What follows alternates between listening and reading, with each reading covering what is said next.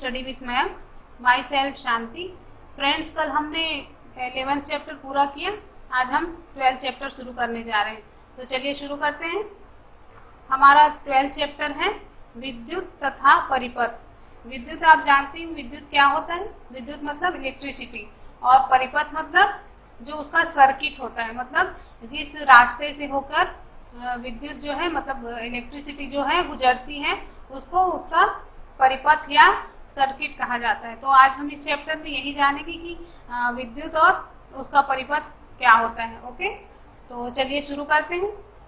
Friends, हमने सभी ने मतलब घर में डेली लाइफ में जो इलेक्ट्रिसिटी का यूज़ किया है, मतलब करते हैं डेली लाइफ में, तो हम इसका जैसे कि हमारे छोटे छोटे काम है, घरेलू काम, उसको आसान बनाने के लिए करते हैं। उदाहरण के लिए जैसे देख लें कि हम बिजली का उपयोग कुएं से पानी निकालने के लिए, पंप से पानी निकालने के लिए करते हैं, या फिर ज़मीन की सतह से मतलब जो बोरवेल्स वगैरह होते हैं उससे पानी निकालकर छत में रखी हुई टंकी में पहुंचाने के लिए करते हैं।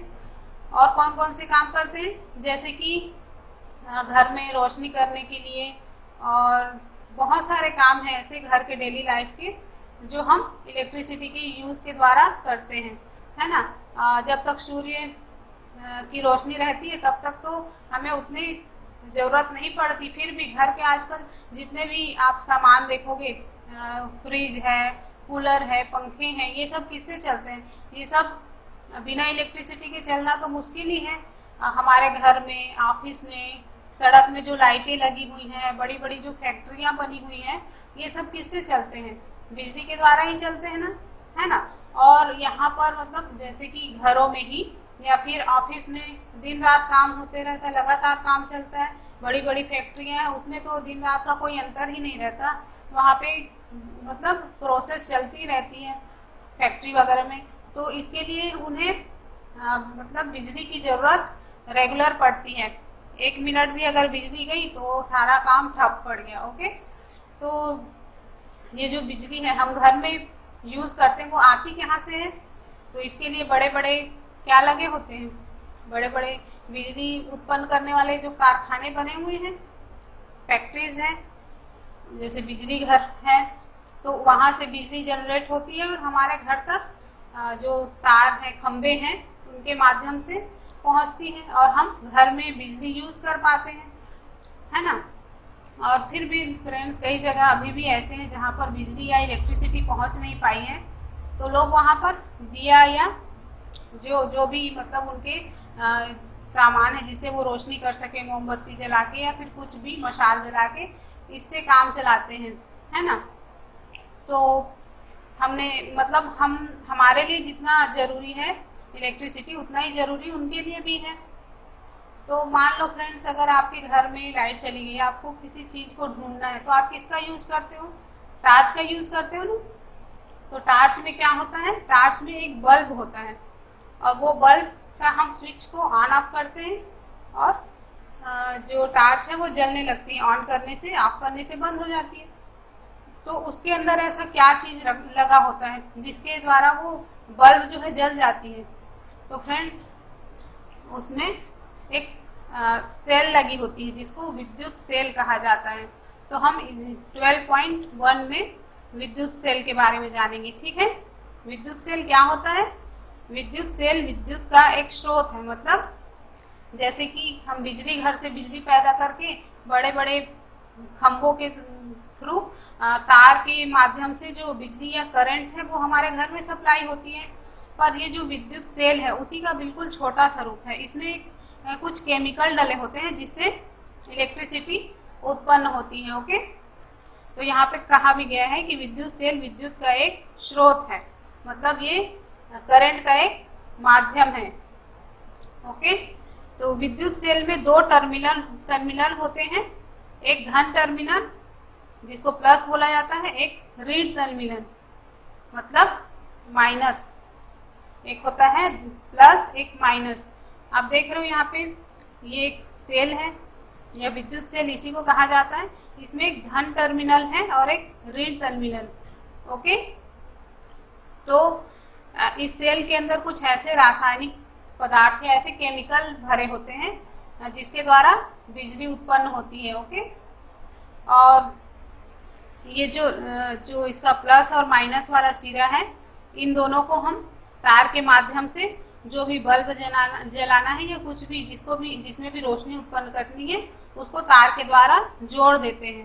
ओके, तो चलिए आगे देखें, आगे क्या है।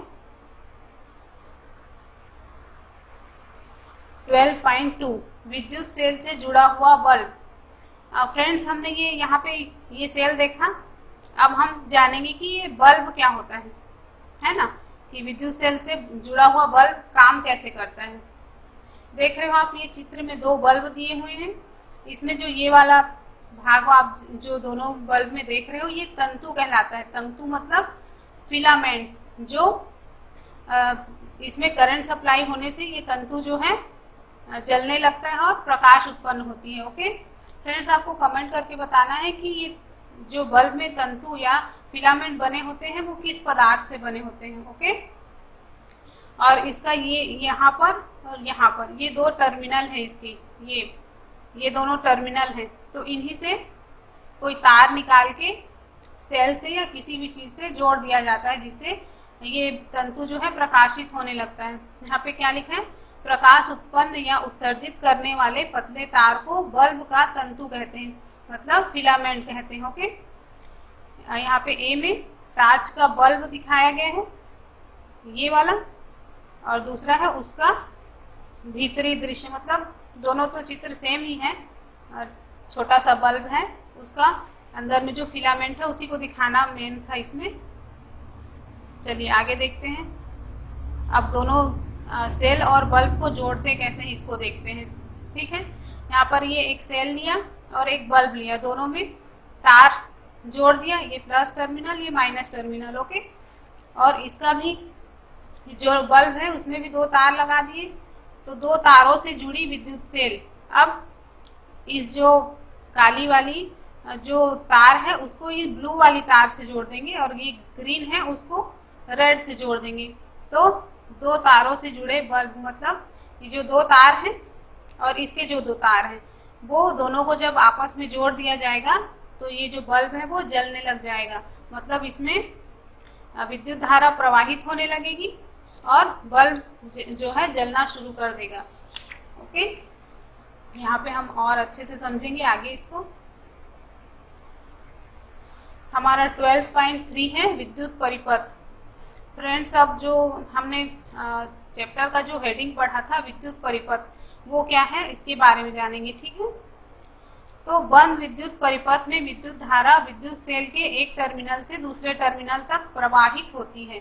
मतलब किसी भी बल्ब को प्रकाशित करने के लिए, मतलब जलाने के लिए, उसका जो परिपथ है उसको पूर्ण होना चाहिए। मतलब इसका जो यहाँ पर जो सर्किट देख रहे हो आप, इसका बंद होना चाहिए दोनों तरफ से। ओके, यहाँ पे कहा गया है कि बंद विद्युत परिपथ में विद्युत धारा विद्युत सेल के एक टर्मिनल से दूसरे टर्मिनल तक प्रवाहित होती है।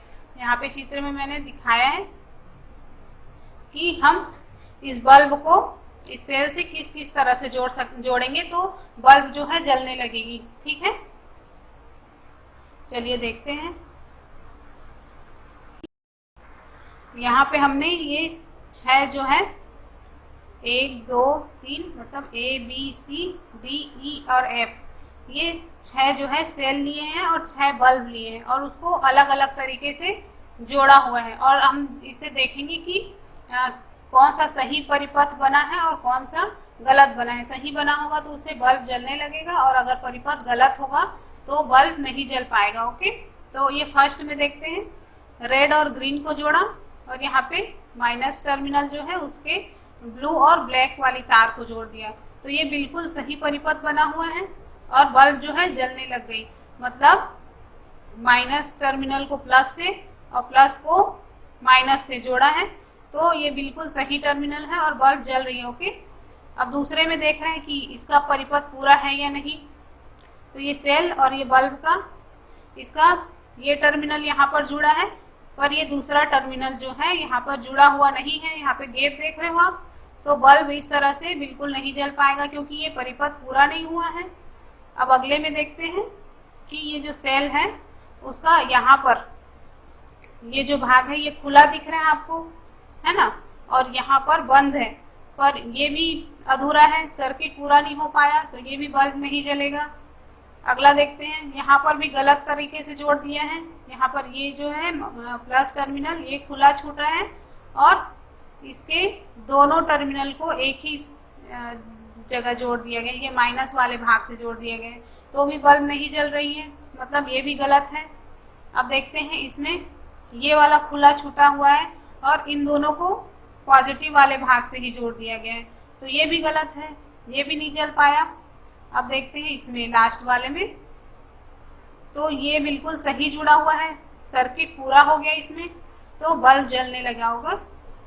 ओके, चलिए अब आगे बढ़ते हैं। जब तक हमारा विद्युत परिपथ जो है पूरा नहीं होगा, मतलब कहीं पर भी उसमें खराबी होगी तो बल्ब जो है नहीं जल पाएगा। ओके, तो कभी कभी विद्युत बल्ब विद्युत सेल से जुड़े होने पर भी दीप्त नहीं होता, मतलब कभी कभी हम परिपथ भी सही होता है, हमारे सारे टर्मिनल भी सही होते हैं, फिर भी बल्ब नहीं जल पाता। इसका क्या कारण है? तो इस तरह से जो गड़बड़ी आती है उसका कारण बल्ब का फ्यूज होने के कारण भी हो सकता है, मतलब बल्ब ही फ्यूज होगा, मतलब उसके जो तंतु हैं या उसके जो फिलामेंट हैं वो अलग हो चुके होते हैं एक दूसरे से। देख रहे हो आप, ये जो फिलामेंट है ये अगर यहाँ से टूट जाएगा तब भी ये बल्ब नहीं जलेगा। उस स्थिति में हम क्या कहेंगे कि बल्ब जो है फ्यूज हो गया है। ओके, चलिए नेक्स्ट देखते हैं। अब विद्युत परिपथ में धारा किस दिशा में प्रवाहित होती है इसको देखेंगे। ठीक है, तो ये सेल है और ये बल्ब है, तो यहाँ से शुरू होके जो विद्युत की धारा है वो इधर से होते हुए ये माइनस वाले टर्मिनल पर जा रही है, तो विद्युत की दिशा क्या है? यहाँ से होते हुए इस तरफ। मान लो फ्रेंड्स, अगर हम ये जो तार हैं इसके, ये जो सेल वाले सेल के जो टर्मिनल वाले तार हैं, ये पॉजिटिव और निगेटिव, इन दोनों को अगर ऐसे जोड़ दें, बल्ब को छोड़ो, अभी बल्ब को भूल जाओ आप, इन दोनों को अगर जोड़ दें तो ये सेल क्या है, बिल्कुल बहुत जल्दी से डाउन हो जाएगा। इसके अंदर जो रासायनिक पदार्थ भरे हुए हैं वो बहुत जल्दी खत्म हो जाएंगे और बल्ब क्या हो जाएगा, ये जो सेल है वो फिर निष्क्रिय हो जाएगा, इसको फेंकना पड़ेगा, ये कोई काम का नहीं रहेगा। ठीक है, तो हमें ऐसा नहीं करना चाहिए कोई भी अगर काम कर रहे हैं तो। और इसमें देखिए, घर में तैयार की गई टार्च, मान लो आप एक सेल लेंगे और एक बल्ब लेंगे और उसको इस तरह से अगर जोड़ देंगे तो ये मतलब घर में बनाई हुई टार्च की तरह काम करेगी। ओके, चलिए आगे देखते हैं।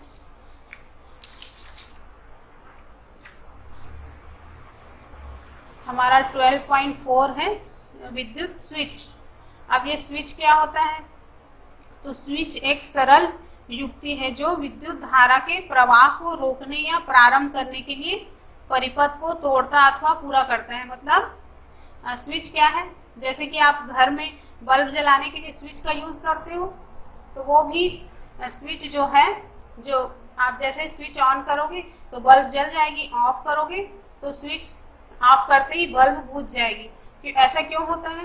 क्योंकि वहाँ पे जो सर्किट है, घर में जो सर्किट बना हुआ है विद्युत के लिए, इलेक्ट्रिसिटी के लिए जो सर्किट बना हुआ है, तो ये स्विच क्या है, उसको ऑन ऑफ करने का काम करता है। अगर स्विच में जो सर्किट है उसको ऑन करेंगे तो पूरा परिपथ जो है पूर्ण हो जाएगा, जो सर्किट है वो पूरा हो जाएगा और बल्ब जलने लगेगी। और जैसे उसको ऑफ करेंगे तो सर्किट में जो इलेक्ट्रिसिटी है उसका जो प्रवाह है वो कट जाएगा और बल्ब बंद हो जाएगी। तो फ्रेंड, ये स्विच क्या काम करता है? विद्युत धारा को रोकने या फिर जोड़ने का काम करता है। ठीक है, यहाँ पे आप एक टार्च देख रहे हो, ये इसका बल्ब है, यहाँ पर परावर्तक है और ये प्लास्टिक का आवरण है, और यहाँ पर आप जो ये ब्लैक कलर में देख रहे हो यही इसका स्विच है। ठीक है, इसको ऊपर खिसका के या नीचे खिसका के इस टार्च को ऑन ऑफ कर सकते हैं। ये दोनों दो सेल हैं, ठीक है, विद्युत सेल।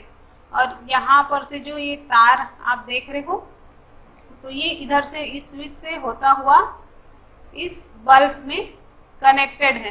ठीक है, तो जैसे ही हम ये स्विच को ऑन करते हैं तो बल्ब जलने लगती है, स्विच को ऑफ करेंगे तो बल्ब बुझ जाएगी। तो समझ में आया कि स्विच क्या काम करता है। चलिए आगे देखते हैं। अब हमारा 12.5 है विद्युत चालक तथा विद्युत रोधक। फ्रेंड हम यहाँ पे ये जानेंगे कि कौन से पदार्थ जो है चालक होते हैं विद्युत के और कौन से पदार्थ विद्युत के रोधक होते हैं। मतलब विद्युत चालक मतलब जो अपने ऊपर से होकर करंट को फ्लो होने देता है, मतलब विद्युत धारा को बहने देता है, उसे विद्युत का सुचालक या विद्युत चालक कहा जाता है। और जो करंट के फ्लो को रोक देता है उसको रोधक कहा जाता है, विद्युत रोधक। तो जिन पदार्थों से होकर विद्युत धारा प्रवाहित हो सकती है वे विद्युत चालक कहलाते हैं। उदाहरण चाबी, लोहे की कील, तांबे के तार, ये सब क्या है, ये विद्युत के चालक कहलाएंगे। ठीक है। और जो पदार्थ मतलब जिन पदार्थों से होकर विद्युत धारा प्रवाहित नहीं हो सकती वे विद्युत रोधक कहलाते हैं। मतलब जिनसे करंट फ्लो नहीं हो पाता वो विद्युत रोधक कहलाते हैं। तो इसका उदाहरण क्या है, माचिस की तीली, रबड़ या प्लास्टिक। फ्रेंड्स आपने जैसे जो इलेक्ट्रीशियंस होते हैं उनको काम करते हुए देखा होगा कि उनके जो पेचकस वगैरह होते हैं या इलेक्ट्रॉनिक जो सामान होते हैं उनमें रबड़ के हत्थे चढ़े हुए होते हैं, या फिर प्लास्टिक के, जैसे कि कोई टेस्टर देखा है आपने, घर में ही देखा होगा टेस्टर, उसमें प्लास्टिक का एक किनारे पे जिधर को हम पकड़ते हैं वहाँ पे प्लास्टिक लगा होता है। तो ये क्यों लगाते हैं, क्योंकि प्लास्टिक जो है विद्युत का कुचालक है, उसके ऊपर से होकर करंट फ्लो नहीं हो पाता। इसी कारण इन सब जितने भी उपकरण है, मतलब जो भी यंत्र हैं उनमें प्लास्टिक का कवर लगा होता है। ठीक है। अब जैसे कि यहाँ पे लिखा है हमारा शरीर विद्युत का बहुत अच्छा चालक है। फ्रेंड्स हमारा शरीर भी विद्युत का सुचालक है।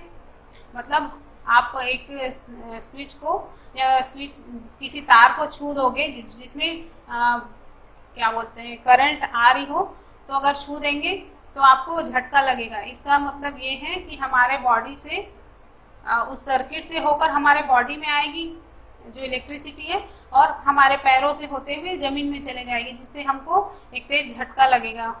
तो इससे हमें पता चलता है कि हमारा जो शरीर भी है वो विद्युत का अच्छा चालक है। इसीलिए अगर हम कोई विद्युत के उपकरणों का उपयोग करते हैं या कोई भी इलेक्ट्रॉनिक सामान का उपयोग करते हैं तो हमें बहुत सावधानी बरतनी चाहिए। Okay friends. तो इस चैप्टर में हमने जाना कि विद्युत क्या होता है और उसके जो सर्किट हैं वो किस प्रकार से काम करते हैं। ओके फ्रेंड्स, चलिए अब क्वेश्चन पूछने की बारी आ गई। मेरा फर्स्ट क्वेश्चन है कि अलेसांद्रो वोल्टा ने किसका आविष्कार किया था। फ्रेंड्स आप कमेंट करके बताइएगा कि जो अलेसांद्रो वोल्टा है उन्होंने किस चीज़ का आविष्कार किया था। सेकंड क्वेश्चन है विद्युत बल्ब का आविष्कार किसने किया था। मतलब जो विद्युत बल्ब घर में जो हम बल्ब जलाते हैं उसका आविष्कार किसने किया था, सभी को पता ही होगा। और तीसरा है कि बल्ब का फिलामेंट किस धातु का बना होता है, ये भी बताना है आपको। ओके। तो फ्रेंड्स यहाँ पे हमारा ये चैप्टर 12 जो है ख़त्म होता है और कल हम चैप्टर 13 पढ़ेंगे। ओके। तो अगर वीडियो पसंद आया हो तो लाइक करिए, अपने फ्रेंड्स के साथ ज़्यादा से ज़्यादा शेयर करिए इसको, और उनको भी सब्सक्राइब करने के लिए बोलिए, ताकि जिन बच्चों को मतलब एनसीईआरटी के बुक्स नहीं मिल पा रहे हैं वो इन वीडियोस को देख के यहाँ से प्रॉफिट ले सकें। ओके। क्योंकि एनसीईआरटी जो है यही बेस है, समझो आप हर एग्जाम्स का बेस ये एनसीईआरटी बुक्स ही हैं। ओके। तो फ्रेंड्स मिलते हैं नेक्स्ट वीडियो में। Okay, bye bye.